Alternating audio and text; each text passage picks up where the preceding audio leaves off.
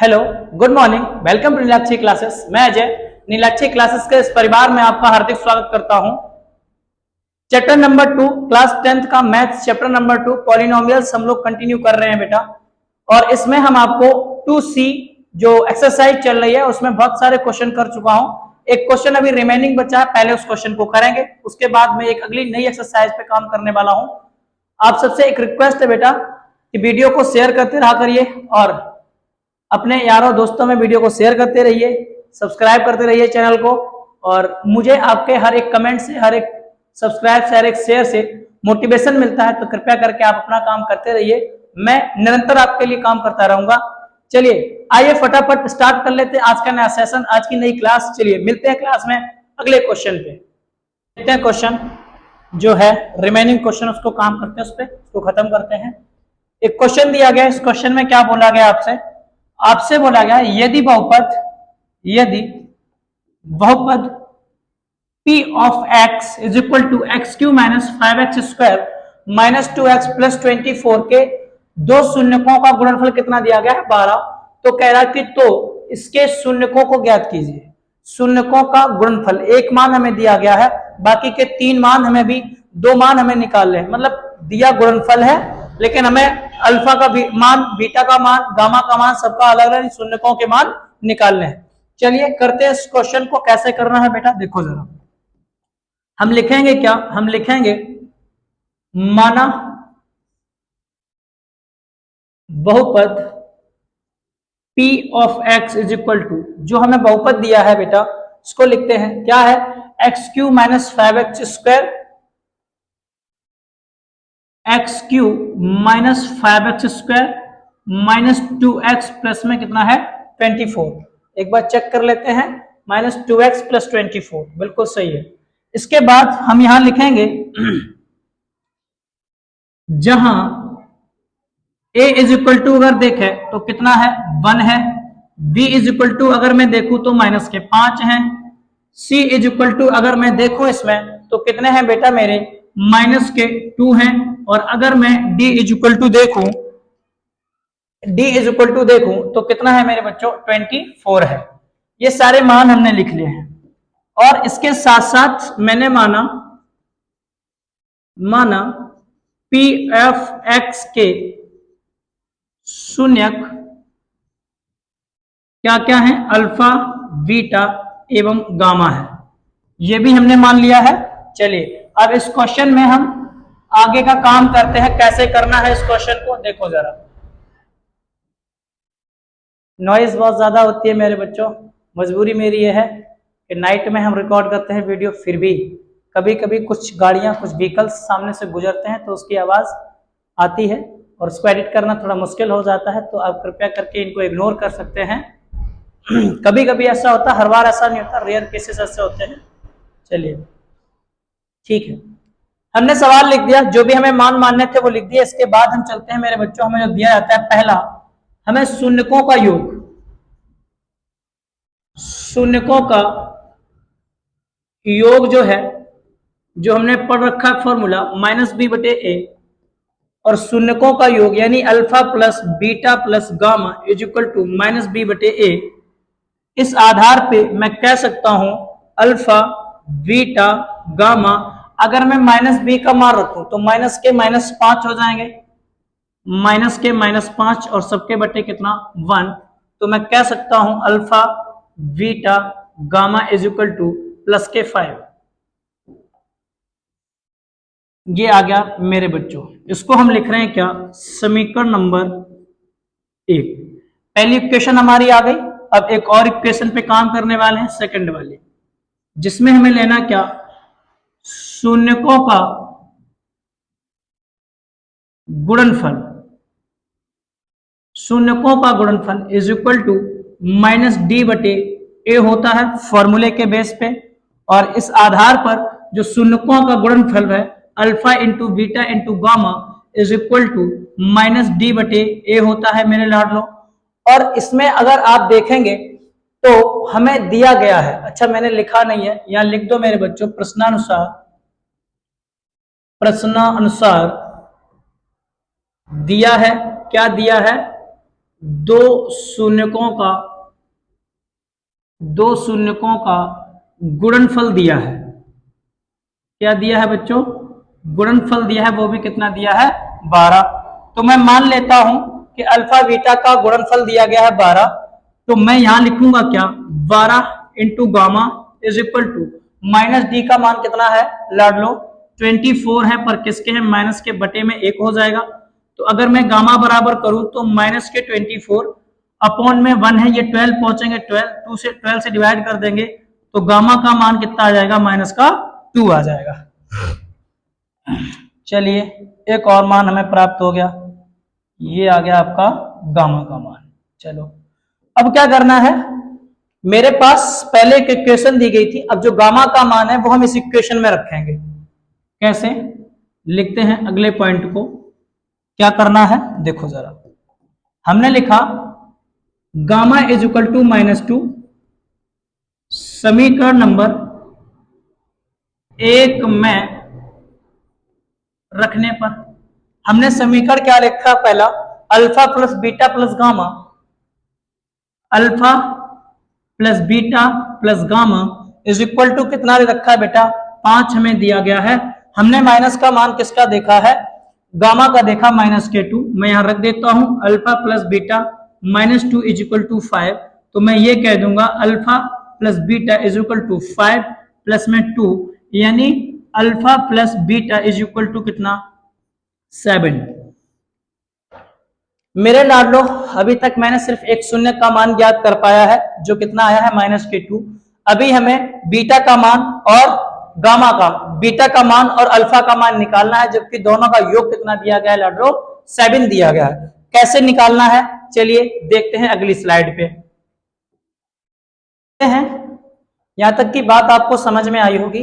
अब आगे देखिए जरा, मैं मेरे बच्चों बाकी का क्वेश्चन पूरा कराने से पहले आपको कुछ समझाना चाहूंगा।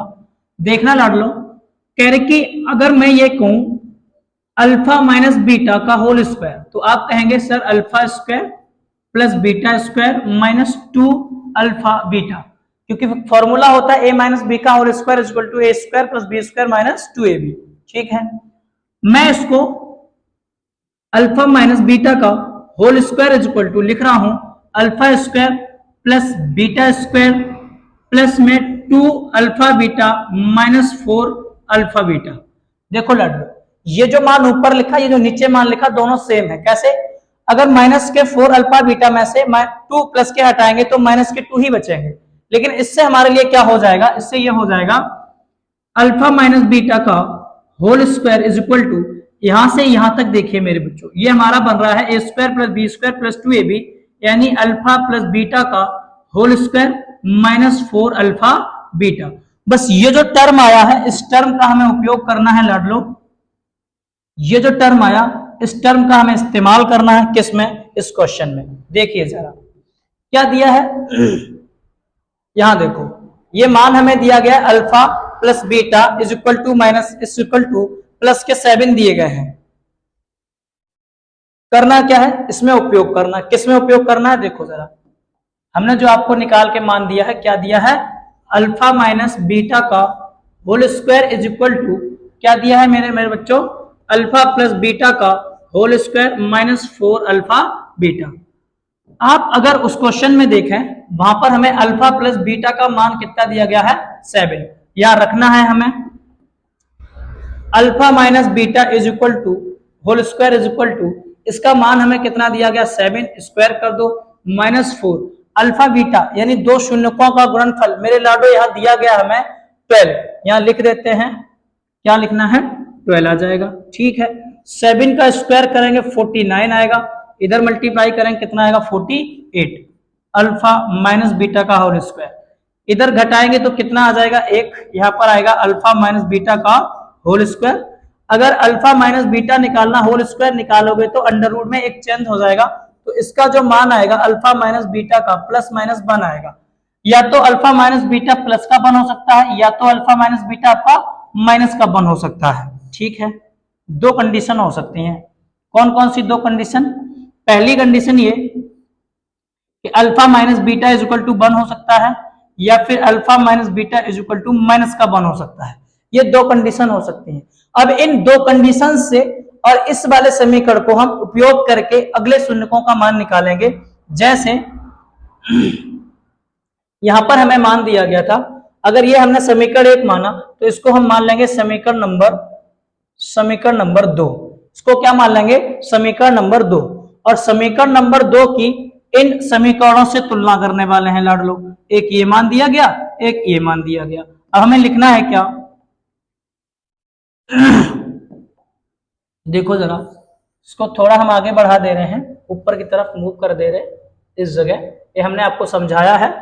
अब मैं क्या लिखूंगा? मैं लिखूंगा जब alpha minus beta is equal to 1 लेने पर, रखने पर, रखो। समीकरण नंबर 2 हमारा क्या दिया गया? 2 हमारा क्या दिया गया? Alpha plus beta is equal to 7।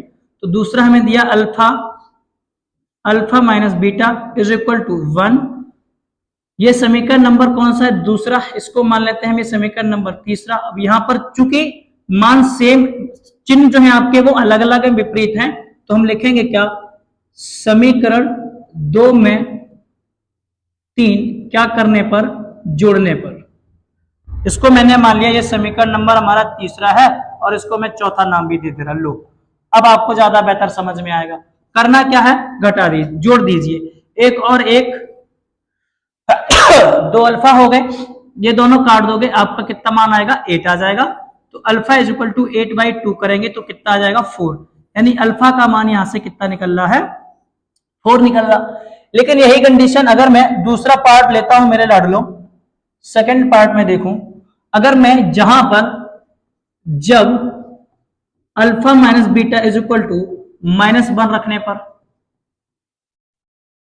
भाई ये दो कंडीशन हो सकती हैं, ये तो ये या तो ये। अब हम रखेंगे कितना? -1। तो -1 रखेंगे तो समीकरण हमारा क्या दिया गया है? Alpha plus beta is equal to 7 और अगला मान हमारे पास आया alpha minus beta is equal to -1। ये समीकरण नंबर हमारा दूसरा है और ये समीकरण नंबर हमारा चौथा है। लिख देंगे दूसरे समीकरण नंबर 2, समीकरण नंबर 2 एवं 4 जोड़ने पर। क्या करने पर लाड लो? जोड़ने पर। जब जोड़ोगे तो क्या आएगा? जोड़ दो बेटा, जोड़ो। ये तो आपस में कट जाएंगे, एक और एक कितना आ गया? 2 अल्फा आ गया। यहां पर बचे किसके? 6/2 आ जाएंगे। 2 से डिवाइड कर दो, अल्फा का मान कितना आ जाएगा? 3 आ जाएगा। यहां से अल्फा का मान कितना आया? 4। यहां से अल्फा का मान कितना आया? 3 आया। ठीक है। अब मैं क्या करने वाला हूं? अल्फा का मान मुझे पता, बीटा का मान मुझे पता, मुझे अब गामा का मान चाहिए। तो मैं क्या कर रहा हूं बेटा? देखो जरा, चूंकि alpha plus beta plus gamma is equal to कितना था? प्लस का 5। यहां पर अगर मैं गामा का मान -2 और अल्फा का मान या 3 रखें या 4 रखें, ज्यादा फर्क नहीं है बेटा, दोनों मान हो सकते हैं आपके। रख देते हैं किसकी जगह पर? यहां पर हमें रखना है किसकी जगह पर? बीटा की जगह। तो हमें गामा का मान नहीं, सॉरी, गामा की जगह ही रखना है, हमें बीटा का मान चाहिए। तो गामा की जगह मैंने मान लो 4 रख दिए, प्लस में बीटा लिखा, माइनस में 2 लिख दिए, बराबर में 5। मैंने क्या किया? Beta is equal to, minus वाले उधर लेके जाएंगे प्लस के हो जाएंगे और ये प्लस वाले उधर जाएंगे तो माइनस के हो जाएंगे। 5 2 कितने हो गए? 7, माइनस करेंगे 4, तो मान कितना आएगा आपका मेरे बच्चों? बीटा का 3 मान आएगा। और यही बात अगर मैं अगली कंडीशन में यहां पर 3 रख दूं, किसकी जगह? इसकी जगह, क्योंकि इसके 2 मान आए हैं। तो मैं लिखिया 3 प्लस में बीटा -2 इज इक्वल टू 5। तो इस आधार पे b is equal to minus, इधर जाके प्लस और ये उधर जाके किसके हो जाएंगे? माइनस। तो बीटा का मान 5 2 मान 7 और बीटा इज इक्वल टू कितना आ गया? 4। मेरे लाडलो, इस आधार पे मैं कह सकता हूं, क्या कह सकता हूं? अगर शून्यक देखने हैं, शून्यक is equal to alpha beta gamma है, तो यहां पर मान आपके या तो 4 3 -2 कर लें या फिर 3 4 -2 कर लें। ये दोनों के दोनों आपके आंसर कैसे हैं? सेम है। दोनों के दोनों आंसर आपके सही हैं, दोनों के दोनों आंसर सेम है, क्योंकि अल्फा के भी 2 मान आए हैं, और हमने अगर जब बीटा का मान रखा तो बीटा के भी कितने मान आए हैं, 2 मान आए हैं। और जबकि गामा का मान हमने फर्स्ट स्लाइड में निकाला था -2 आए थे। तो हम केवल गामा का मान चेंज नहीं कर सकते, बाकी बीटा का भी और अल्फा का भी दोनों का मान चेंज कर सकते हैं। आशा कर रहे हैं लाडलो ये क्वेश्चन आपको समझ में आया होगा, और अगर समझ में नहीं आया तो कृपया करके इस वीडियो को रिवाइज करके देखिए। फिर भी समझ में नहीं आया तो आप कमेंट करिए, मैं इस क्वेश्चन को वापस से पुनः एक बार और समझा दूंगा। इंपॉर्टेंट क्वेश्चन है, अच्छा क्वेश्चन है, एग्जाम के पॉइंट ऑफ व्यू से बहुत ज्यादा इंपॉर्टेंट क्वेश्चन है, तो इसको कृपया कम से कम 2-3 बार देखिए, तब जाके आपके दिमाग में बहुत अच्छे से बैठ जाएगा। चलिए चलते हैं एक अगले क्वेश्चन पे। जहां तक मैं देख पा रहा हूं कि इस क्वेश्चन में आपका वक्त काफी लग गया है। अगर मैं इस वीडियो को आपको अपलोड करता हूं तो कम से कम 17 या 20 मिनट की वीडियो रहेगी। तो अगला जो एक्सरसाइज है वो आज मैं प्रारंभ नहीं कर सकता, और आने वाले वीडियो में मैं अगली एक्सरसाइज 100% प्रारंभ करूंगा। जैसा मैंने आपसे वादा किया था वो मैं आपका पूर्ण नहीं कर पाया। चलिए कोई बात नहीं, लेकिन वीडियो बहुत ज्यादा लेंथी हो जाएगा, और अगली एक्सरसाइज जब हम प्रारंभ करेंगे तो उसमें कुछ क्वेश्चंस ऐसे करेंगे ताकि वो रिदम आ जाए। इस एक क्वेश्चन को समझने के बाद उस अगली एक्सरसाइज को जल्दबाजी में स्टार्ट किया जाए, और 1 से 2 क्वेश्चन समझाने के बाद अगले वीडियो पे डाल दिया जाए तो समस्याएं आपके लिए बढ़ेंगी। तो मैंने ऐसा निर्णय लिया है, और मैं जहां तक सोच रहा हूं मैं अपने बच्चों के लिए गलत नहीं सोचूंगा। मैंने ऐसा निर्णय लिया है कि अगले वीडियो में आने वाले अगले वीडियो में मैं आपको नई एक्सरसाइज दूंगा। चलिए तब तक के लिए अपना ख्याल रखिए, मस्त रहिए। जय हिंद, जय भारत मेरे लाडलो।